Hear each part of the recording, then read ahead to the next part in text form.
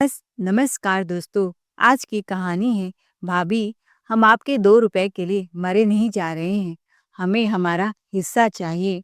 भैया, पिताजी को गए बरसों बीत गए और तुमने इस पुश्तैनी जमीन पर अभी तक कब्जा जमा रखा है। इसलिए हम चाहते हैं कि अब इसका हिसाब हो जाए। हमें हमारा हिस्सा चाहिए। दोनों बहनों के मुंह से यह सुनकर आलोक को झटका सा लगा। वो हैरानी से उनकी ओर देखते ही बोला, हिस्सा दीदी, आप ये क्या कह रही हैं? यह घर, यह सब तो आपका ही है।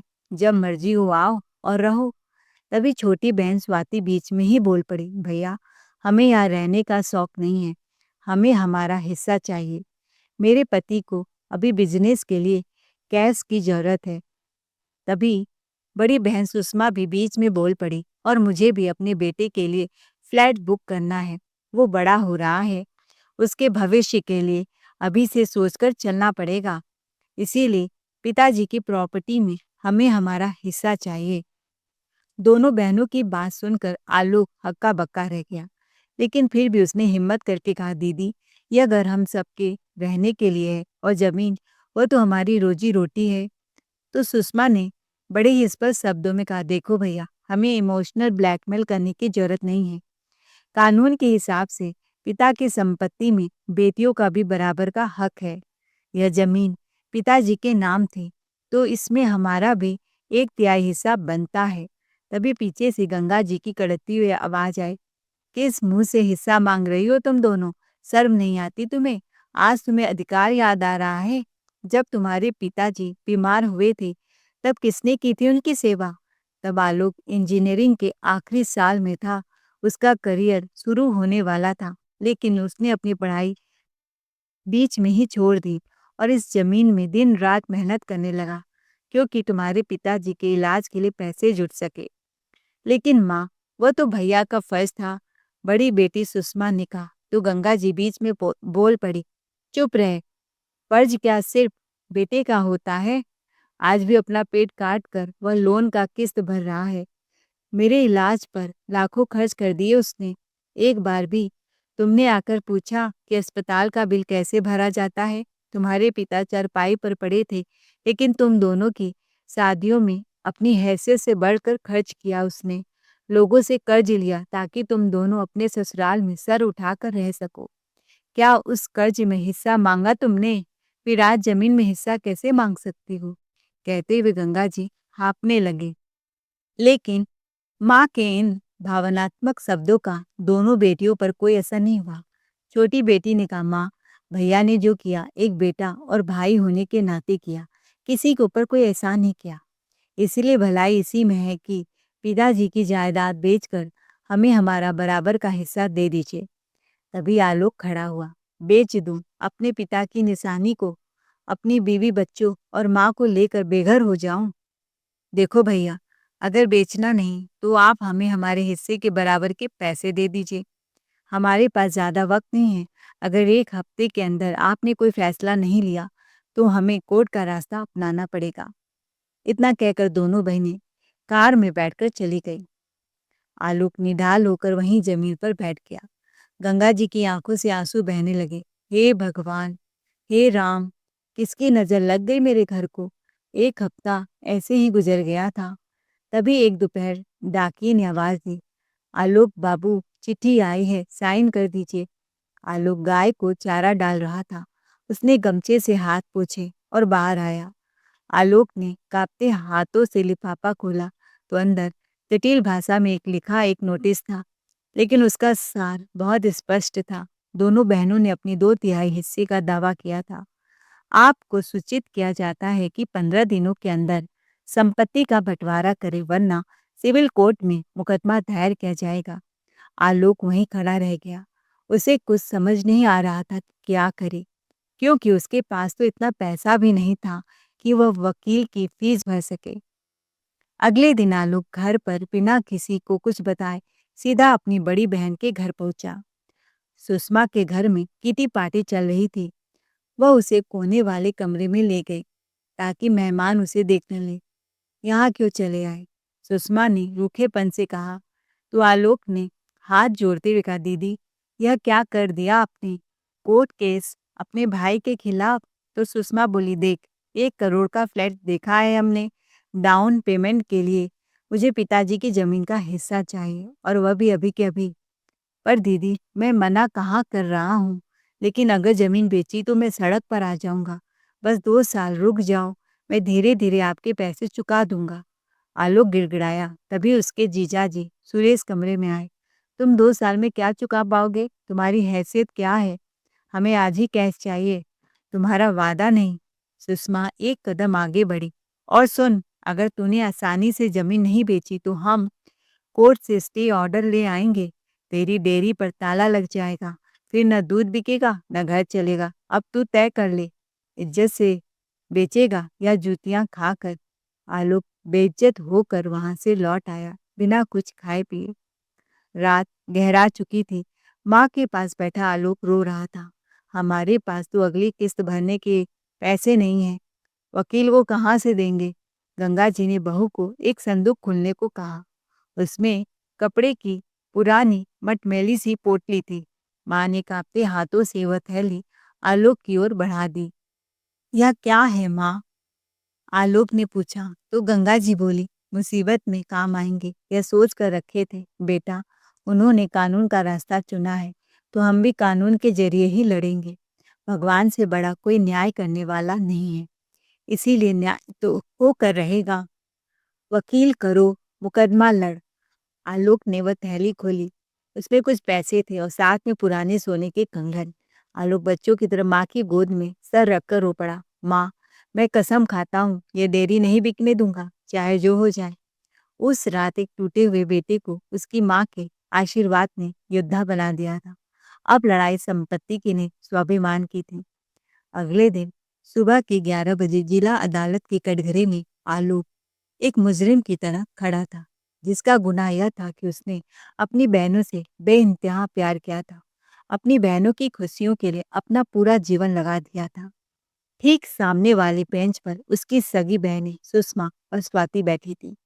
जज विश्वनाथ जी अपनी कुर्सी पर आकर बैठे। उन्होंने मेज पर रखी फाइलें खोली और एक गहरी नजर आलोक पर डाली। मिस्टर आलोक, कानूनन आपकी बहनों का पिता की संपत्ति में बराबर का हक है। आप उन्हें इनका हिस्सा देने से इनकार क्यों कर रहे हैं? आलोक ने धीरे से सिर उठाया। उसकी आंखें लाल थी। साहब जी, मैं कानून मानने से इनकार नहीं कर रहा, लेकिन मेरी बहनें उस जमीन में हिस्सा मांग रही हैं, जिससे मैं अपने परिवार के लिए 2 वक्त की रोटी कमा पाता हूँ। उसने एक गहरी सांस ली। मैं मानता हूँ कि पिता की जायदाद में बेटियों का हक होता है, लेकिन जज साहब, हक के साथ फर्ज भी तो जुड़ा होता है ना? या वह सिर्फ बेटों के हिस्से में आता है? आलोक की आवाज भर्राने लगी। जज साहब, जब मेरे पिताजी को लीवर की बीमारी हुई थी, तब मैं सिर्फ 19 साल का था। मेरे दोस्तों के हाथों में कॉलेज की किताबें थीं और मेरे हाथों में गाय भैंसों का गोबर और बीमार बाप की दवाइयाँ। मैंने अपनी पढ़ाई छोड़ दी। जज साहब, मैंने अपने सपने उस दिन जला दिए जिस दिन पिताजी खांसते हुए खून उगल रहे थे। उसने अपनी बहनों की तरफ देखा, जिन्होंने अपनी नजरें दूसरी तरफ फेर ली थी। मैंने अपनी जवानी इस डेयरी के कीचड़ में खपा दी ताकि मेरी बहन इज्जत से पढ़ सके। मैंने एक भाई नहीं, एक बाप बनकर अपनी बहनों की शादी की। अपनी बहनें की शादियों में लाखों रुपए खर्च किए, पैसा ब्याज पर उठाया ताकि उनको ससुराल में कोई ताना न मारे कि शादी में कोई कमी रह गई। पूरे कोर्ट में सन्नाटा छा गया। आलोक की आवाज में सच्चाई नजर आ रही थी। आज भी मैं उस कर्ज की किस्त भर रहा हूँ। वह घर सिर्फ ईंट पत्थर का नहीं है, वह मेरी बीमार माँ और मेरे बच्चों की छत है। अगर वह बिक गया तो मैं अपने परिवार को लेकर कहाँ जाऊंगा? आलोक की आंखों से आंसू बहने लगे।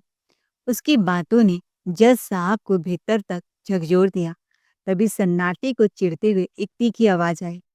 बहनों के वकील मिस्टर सक्सेना बड़े आत्मविश्वास से चलते हुए कटघरे के पास आए। जज साहब, अभी आपने जो सुना वह एक बेहतरीन इमोशनल ड्रामा था।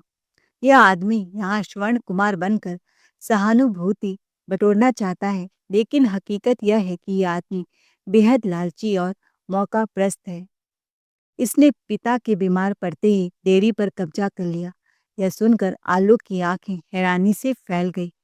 सबसे भयानक सच तो यह है जज साहब कि अपनी बहनों की शादियों के बाद इसने अपने बीमार पिता के साथ बहुत बुरा सलूक किया।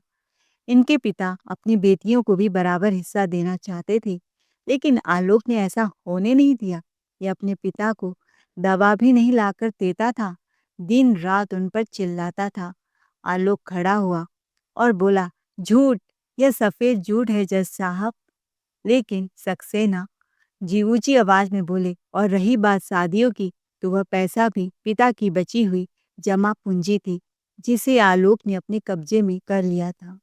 इसने अपनी जेब से एक फूटी कौड़ी नहीं लगाई। यह सिर्फ बहनों का हिस्सा मारकर खुद मालिक बनकर बैठना चाहता है। आलोक के वकील ने विरोध किया, माय लॉर्ड, यह चरित्रहीन है, सारे इल्जाम झूठ है। और यह बात इस चीज से साबित हो जाती है कि मेरे मुवक्किल का रहन सहन बिल्कुल सरल और सादा है। उसके बच्चे सरकारी स्कूल में पढ़ते हैं, जबकि उनकी बहनें पोस्ट इलाकों में रहती हैं, गाड़ियों में घूमती हैं। जज साहब दुविधा में पड़ गए। तो सक्सेना जी ने अपना अंतिम प्रहार किया।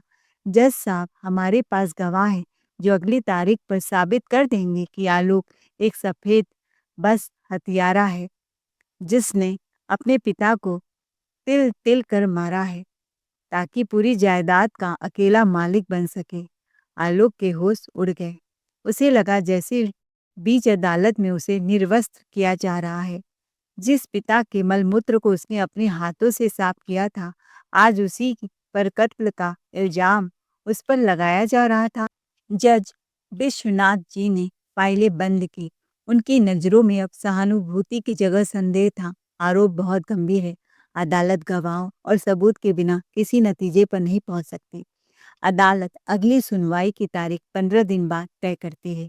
आलोक का सर चकराने लगा। उसे समझ नहीं आ रहा था कि सच कितना कमजोर और झूठ इतना ताकतवर कैसे हो गया। अदालत की कार्रवाई स्थगित होने के बाद सुषमा और स्वाति दोनों बहनें गलियारे में वकील सक्सेना के पीछे आईं। सुषमा के चेहरे पर घबराहट थी। उसने धीमी आवाज में कहा, वकील साहब, आपने अदालत में इतना बड़ा झूठ क्यों बोला? आलोक ने तो ऐसा कुछ किया ही नहीं था। सक्सेना जी रुक कर उनकी तरफ पलटे और कुटिलता से मुस्कुराते हुए बोले, मैडम, अगर केस को जीतना है तो सच को झूठ और झूठ को सच बनाकर पेश करना पड़ता है। अदालत में भावनाएं नहीं, दलीलें जीतती हैं। आपको क्या लगता है कि आप सच्चाई की मूर्ति बनकर केस जीत जाएंगी? सुषमा अभी सहमी हुई थी। उसने कहा, लेकिन वकील साहब, अगर सच सामने आ गया तो हम बुरे फंस जाएंगे। सक्सेना जी ने बड़े आत्मविश्वास से जवाब दिया, कौन लाएगा सच सामने? आपकी अपाहिज माता, जो अदालत में आने से रही। आप निश्चिंत रहिए, मैंने कच्ची गोलियां नहीं खेली है। मुझे अच्छी तरह पता है कि जीत कैसे हासिल की जाती है। एक हफ्ते बाद राखी का त्योहार आया, लेकिन आलोक के घर में त्योहार की वैसी हलचल नहीं थी जैसी हर साल होती थी। आलोक सुबह जल्दी उठकर नहा धोकर तैयार हो गया। उसे उम्मीद थी कि शायद रक्षाबंधन का यह पवित्र त्योहार उसके बहनों का दिल पिघला देगा। शायद वह मुकदमा भूलकर आज अपने भाई की कलाई पर राखी बांधने आ जाएंगी। वह बाजार से मिठाई, समोसे, पकौड़े भी ले आया था। घंटे बीत गए, लेकिन कोई नहीं आया। शाम हुई तो उसका बेटा मोनू ने आलोक के पास आकर कहा, पापा, आज बुआ राखी बांधने नहीं आएंगी।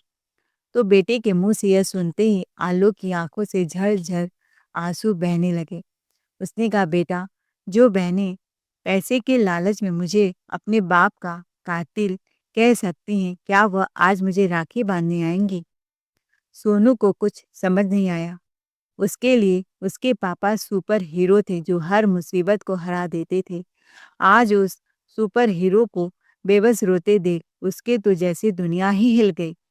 वह दौड़कर अंदर गया और अपना गुल्लक लेकर आया। पापा, आप यह हमारी गुल्लक ले लीजिए, इसमें बहुत सारे पैसे हैं। आप यह सारे पैसे बुआ को दे दो और उनसे कहो कि वह आपको और परेशान ना करे और आकर आपको राखी बांध दे। अपने बेटे की बात सुनकर आलोक की रूह कांप उठी। एक तरफ उसकी सगी बहनें थीं जो पैसों के लिए भाई का घर उजाड़ रही थी, और दूसरी तरफ यह मासूम बच्चा था जो अपने पिता की एक मुस्कान के लिए अपना सबसे बड़ा सपना, अपनी साइकिल, कुर्बान करने को तैयार था। आलोक ने अपने बेटे को अपनी बाहों में ले लिया। वो अपनी किस्मत पर रो रहा था। 15 दिन बाद अदालत की कार्यवाही फिर से शुरू हुई। आज सुषमा के चेहरे पर एक ऐसी चमक थी जैसे आज वह सब कुछ खत्म करके ही दम लेगी। वकील सक्सेना सामने आए। जज साहब, पिछली बार प्रतिवादी आलोक ने अपनी मजबूरी और सेवा का बहुत बड़ा स्वांग रचा था, लेकिन आज मैं इस कोर्ट के सामने वह गवाह पेश करूंगा जो आलोक के इस स्वर्ण कुमार वाले नकाब को पूरी तरह उतार देगा। सक्सेना जी ने पीछे मुड़कर देखा और जोर से पुकारा, मिस्टर वर्मा जी, कटघरे में आइए। पड़ोसी वर्मा जी धीरे धीरे चलते हुए कटघरे में आए। यह वही वर्मा जी थे जिनकी दीवार आलोक के घर से सटी थी। आलोक ने उन्हें देखते ही हाथ जोड़े, पर वर्मा जी ने आलोक की ओर एक जहरीली नजर डाली। वह हमेशा से चाहते थे कि आलोक की डेयरी बंद हो जाए ताकि उन्हें गोबर की गंध ना झेलनी पड़े। उनके लिए आज सुनहरा मौका था। वकील सक्सेना ने पूछा, वर्मा जी, आप आलोक के घर के ठीक बगल में रहते हैं। इनके पिता की बीमारी के दौरान आपने क्या क्या देखा और सुना? क्या आलोक सच में उनकी सेवा करता था? तो वर्मा जी ने जज साहब की ओर देखकर बोलना शुरू किया, साहब, जो मैं आज कहूँगा सच कहूँगा। यह आलोक ऊपर से जैसा दिखता है ना, वैसा है नहीं। मैंने अपनी आंखों से देखा है कि अपने बीमार बाप को घर के सबसे पीछे वाले अंधेरे कमरे में रखता था। बाप को दवाइयाँ तक भी नहीं लाकर देता था। बेचारी बीमार माँ ही उनकी देखभाल में लगी रहती थी। आलोक का मुंह खुला का खुला रह गया। काका, यह आप क्या कह रहे हैं? लेकिन वर्मा जी नहीं रुके। साहब, एक रात तो इसने सारी हदें पार कर दी। इसके पिताजी खांस रहे थे और इसे नींद नहीं आ रही थी। मैंने खुद सुना था, यह अपने बाप पर चीख रहा था, बूढ़े, तू मरता क्यों नहीं? कब तक मेरा खर्चा बढ़ाएगा? तू मरेगा तभी मेरी जान छूटेगी। अदालत में एक सन्नाटा छा गया। सुषमा ने अपनी साड़ी के पल्लू से आंखें पोंछने का नाटक किया।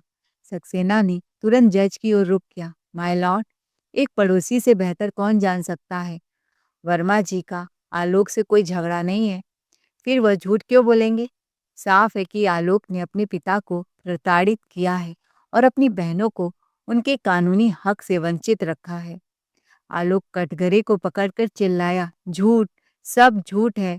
जज साहब, वर्मा काका, आप झूठ क्यों बोल रहे हैं? मैंने बापू को अपनी गोद में नहलाया, सारी दवाइयां समय पर दी, उनकी तबीयत सुधारने की हर संभव कोशिश की, लेकिन आलोक की आवाज वर्मा जी की गवाही के सामने कमजोर पड़ रही थी।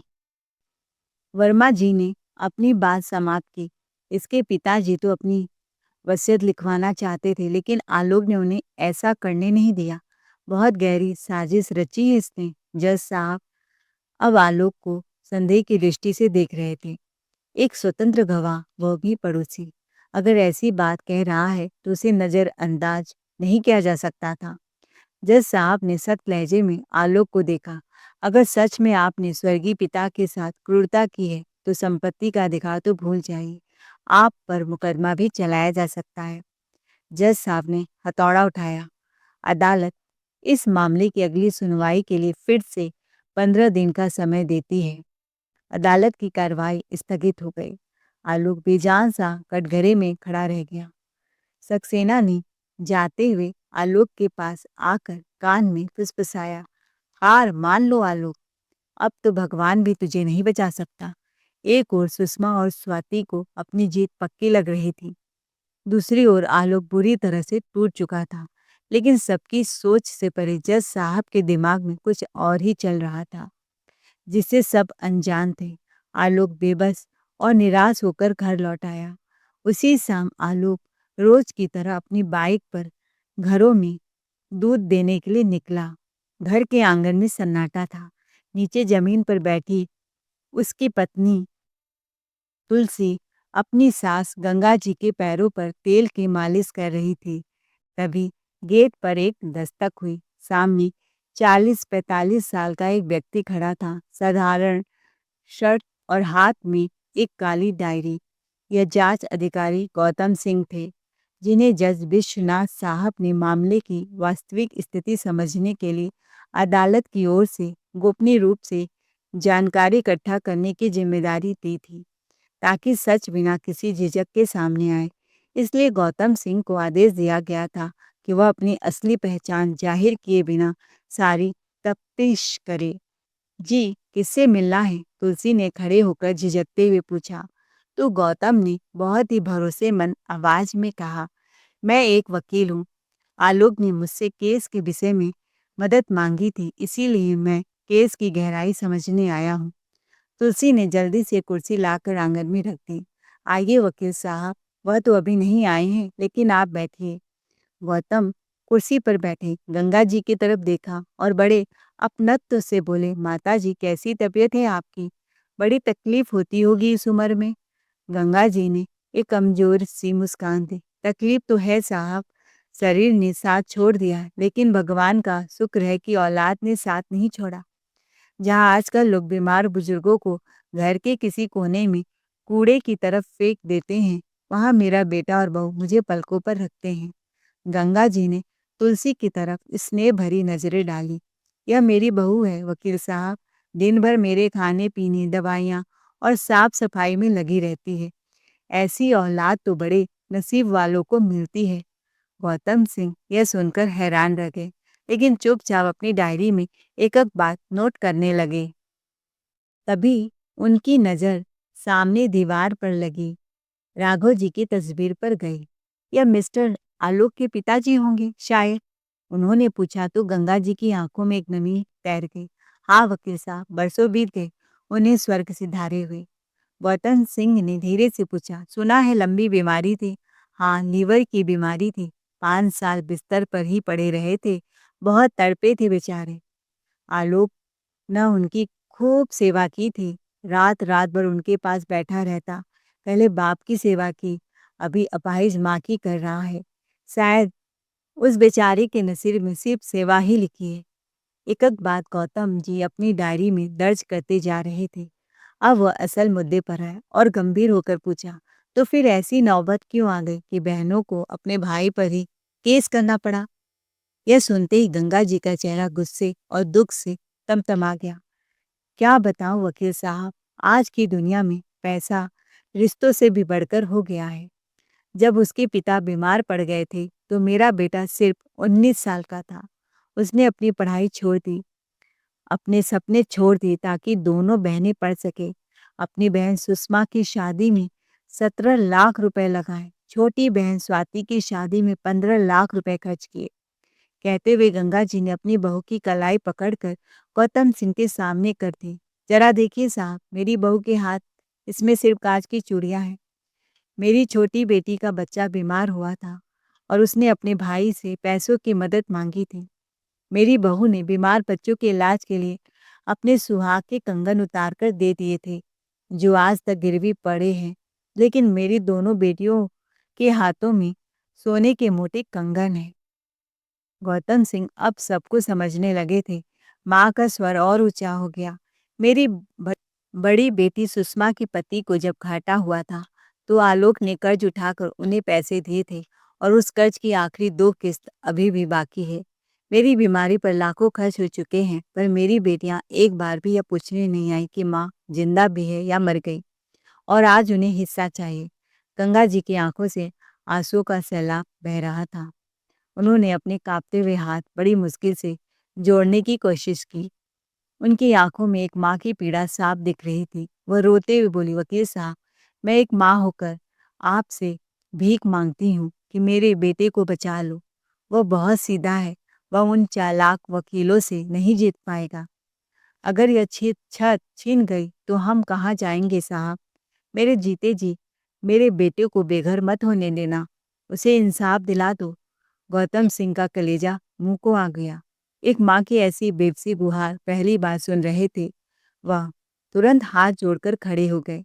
उनकी आंखों में भी एक नमी थी, जिसे वह छुपाने की कोशिश कर रहे थे। माता जी, हाथ मत जोड़िए, भरोसा रखिए, सच कभी हारता नहीं है। इतना कहकर वह तेजी से बाहर निकल गए। अगले 15 दिन बाद गौतम सिंह द्वारा सौंपी गई रिपोर्ट के हर पन्ने को पढ़ते हुए जज साहब का दिल जैसे और भारी होता जा रहा था। उन्होंने फाइल बंद की तो आंखें कुछ पल के लिए झुक गई। कानून की कुर्सी पर बैठा इंसान भी तो आखिर इंसान ही होता है। अदालत की कार्रवाई शुरू हुई।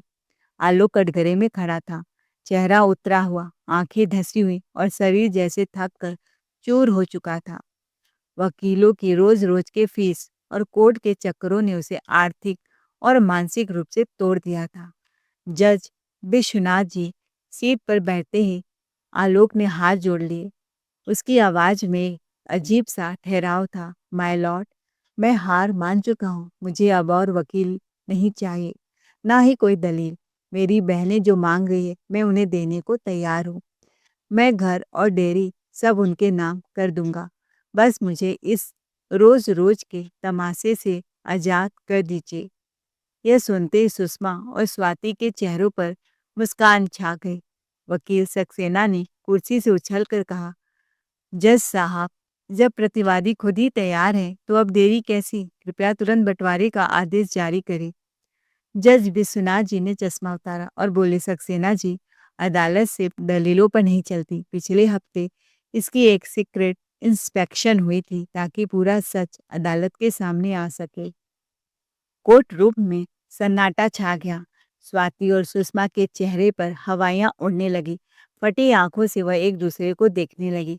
तभी जज आगे बोले, उस सीक्रेट इंस्पेक्शन में सामने आया है कि श्रीमती सुषमा और स्वाति और उनके वकील मिस्टर सक्सेना द्वारा इस अदालत में झूठे गवाह पेश किए गए हैं और जिस भाई पर सब कुछ हड़पने का आरोप लगाया जा रहा है वह साक्षात देवता है।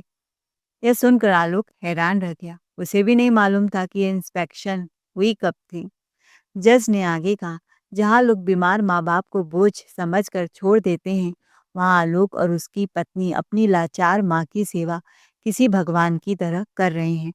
इसीलिए मेरे नजरिए से आलोक की बहनों का इस संपत्ति पर कोई नैतिक हक नहीं बनता। यह सुनते ही अदालत में हलचल मच गई।